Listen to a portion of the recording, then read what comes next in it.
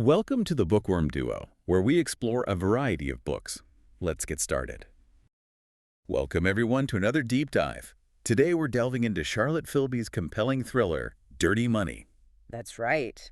And our mission today is really to take you through this pretty complex narrative. Yeah, it weaves together the stories of two really remarkable women, Ramona and Madeleine. And they're navigating London's, well, let's call it its murky underworld. Think of this as your shortcut, your way to really get a handle on this intricate story. We'll hit the key plot points, their significance, without you having to read every single page. Exactly. We're cutting through the noise, giving you the essential knowledge, and laying out that timeline. From the first clues, those unsettling little details. What up to the big revelations? Yeah. We're not just recapping. We want to explore the motivations, the bigger picture stuff, and those connections that make you go, aha. Okay, I'm ready. There's definitely a lot to unpack here. So let's dive in with our protagonists, Ramona and Madeleine, and their unsettling beginnings. Right. First up is Ramona. We find her in a studio flat, trying to sort of restart her life. Yeah, she's consciously trying to escape, past memories, past temptations, and you feel that internal struggle straight away. Especially after she sees her ex-boyfriend, Cy, right? At the Market Road football pitches. That really throws her. It's a Yeah. powerful opening. And then there's that small detail. She drops a mug, Oh, yeah. and she thinks, another thing she has broken. Or maybe it was always destined to fall apart. Wow. That little moment says a lot. It really does. It connects to this bigger sense of things falling apart for her. Mm. We also learn she attends NA meetings, Narcotics Anonymous. But she keeps herself separate. Yeah, she avoids mingling. She Yeah. feels like she doesn't quite belong. Like the stories people share there aren't hers. It hints that her past is maybe different, maybe deeper than what she's hearing. That definitely foreshadows her journey, doesn't it? That sense of being slightly outside. Mm-hmm. Now, Ramona's quiet struggle is kind of a contrast to Madeleine Farrow's situation. Oh, very different vibe. Madeleine wakes up, and it's, well, messy. Serious Negroni hangover. A strange woman next to her. Right, and she's also dealing with the trauma from a funeral for MP Laura Tatchell. Yeah, and you have to remember, she's literally just back from Hanoi.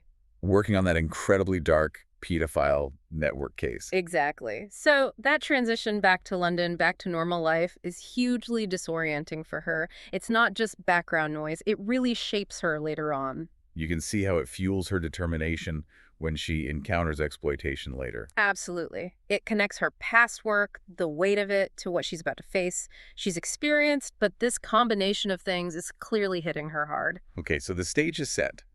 Two women, both kind of adrift.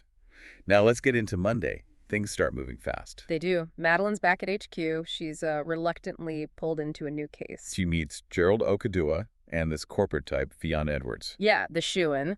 And the focus is Amir Zachanov, jailed Kazakh businessman. Right, swindled his state bank. Right. And his wife, Ingrid, is living it up in London. Lavishly spending the stolen money. But what's really key here is Madeleine's instant reaction. She connects it to Laura Tatchell's death. Immediately. Because Laura had publicly denounced Kazakh mining tycoons. So for Madeleine, this isn't just another case. It's personal and political. Exactly. It suggests right away that this could be much bigger, much more tangled than just financial crime. Okay, so while Madeleine's getting drawn into that, what's happening with Ramona? Ramona's at her NA meeting. We get a bit more about her sponsor, JJ, kind but intense. And her friend Cindy, She feels safe there, but restless. definitely restless. And then she runs into an old school friend, Sammy. And Sammy asks about a burner phone. Yeah, why do you need a burner? It's the first real hint about this new sort of clandestine work she's getting into. She's looking for something more, isn't she? Yeah. Adventure, maybe? It seems like it, because right after that, she travels to Bristol for a meeting. She's actively looking for adventure, a proper case. So this is the moment she shifts. From journalism towards private investigation. It really is. That restlessness, that feeling of not quite fitting in, it's pushing her towards something riskier, maybe something where she feels she can make a real difference. Makes sense. That search for purpose. Okay, back in London, Madeleine's already working the Zachanov angle. Undercover. Yeah, she's surveilling Ingrid, Kensington, Palace Gardens, Harrods. The usual spots. And this is where we see the dirty money mechanics up close. It's fascinating and kind of horrifyingly simple. Ingrid uses multiple credit cards, loyalty cards, all with slightly different names. Like Ingrid Zachanova, IS Zachanova, Zachanova. Exactly. She splits payments across them. Small amounts here, small amounts there, specialty teas, chocolates, beauty stuff. Each transaction looks normal, but add it all up. And it's huge sums being laundered right under everyone's noses. It shows how easy it is to game the system if you know how. Meanwhile, Ramona's in Bristol meeting Audley, who uses the name Lucy at first. All right, and Audley tells this really disturbing story about a friend. The Time for Tuition website. Yeah. The friend applied, hoping someone would pay her university fees. But the interview involved being forced into sexual acts. To prove her willingness to potential clients, that's sickening. It is. And for Ramona, this is it. This is the proper case. She sees the injustice, Audley's friend's unspoken need for justice. Even if the girl herself can't quite voice it. Precisely. It clicks with Ramona's own drive. She knows she has to pursue this. Okay, so things are definitely getting serious. Moving into Tuesday and Wednesday, these separate threads start to, well, tangle. They really do. Ramona digs deeper into time for tuition. She sets up a meeting with the assessor, James Harvey. In a secluded cafe, and she plants a camera. Pretty brave. Very. And Harvey just casually talks about intimacy, about what you're prepared to do. It's chilling. It confirms everything Audley said. You can just feel the danger ramping up for Ramona. She knows this guy's a predator. Absolutely. And then adding another layer of complication as she's following Harvey. Her ex, Cy, shows up, following her. Yeah, claiming he wants to protect her. It's complex, like you said. But she stays focused. She finds out time for tuition is just a front. For something called Experiences Enterprise Ltd., registered to a Professor Leon Wimala Sundara in Brixton. An academic connection, that adds a layer of, what, respectability. Exactly. Makes it harder to see the rot underneath. And then she finds the online forum. Other victims sharing their stories. Yeah. Revealing this pattern of exploitation, all hidden behind this agency facade. It's a sophisticated, predatory operation. Wow. Okay, while Ramona's uncovering that, Madeleine's still focused on the Zashanovs, specifically the daughter, Shraylem. Right. The psychology professor at LSE. Madeleine's following her, trying to figure out her role. Is she complicit? Is her wealth legitimate? She seems separate, but is she really? That's the question. Yeah. And this leads to the first real team-up moment, doesn't it? Yeah. Ramona shares what she's found about time for tuition with Madeleine. And Madeleine, with her investigator's mind, instantly thinks, this whole agency is probably a scam. No real clients paying fees. Just exploitation, voyeurism, maybe even trafficking. That's her suspicion. It's the first time they really pool their knowledge. And Madeleine uses this momentum to confront Shraylem at LSE. How does that go? Shraylem gets defensive, brushes off questions about her family's business activities, which, of course... just makes Madeleine more suspicious. Exactly. It suggests Shraylem knows more than she's letting on. Okay, the stakes are getting seriously high now as we hit Thursday and Friday. Personal lives start to really crash into the investigations. Yeah, things get heavy. Ramona receives absolutely devastating news. Oh, NA sponsor JJ. He's been found dead in the canal. Oh, no. That must hit her incredibly hard. It does. Huge guilt. Did she miss something? Could she have helped? It's heartbreaking. You really feel for her. It adds such a personal weight to everything else she's dealing with. It really does. And Madeleine's facing her own personal storm. Her brother, Dominic Farrow, gets promoted to Home Secretary. Right. Which creates this massive conflict of interest for Madeleine, given her investigation, and intense political pressure. Especially with her ex, Katrin, now working in his department. It hints at political games being played, possibly aimed at Madeleine herself. It shows how tangled power, family, and secrets can get at that level. So with all this pressure, both women start taking bigger risks. Definitely. Ramona needs access, right? So she gets help from Cindy's son, Sonny. To puncture Ingrid Zachanova's Porsche tire. Clever. It is. While Ingrid's at a clinic, this gives Johnny, Madeleine's colleague, the excuse to impound the car. And bug it for surveillance. Nice move. Meanwhile, Madeleine confirms Shraylem owns her fancy Kensington flat outright, which again raises flags about where her money is really coming from. The plot thickens, and then comes the undercover operation. Right. Ramona and Johnny pose as cleaners. Estate cleaners. To get inside Sergei Zachanov's place. Sergei is Amir's brother, right? son, actually, a mere son. And Ramona manages to plant listening devices. She finds hidden rooms. Including like a dressing room with incriminating stuff. Yeah. And there's a party happening right then.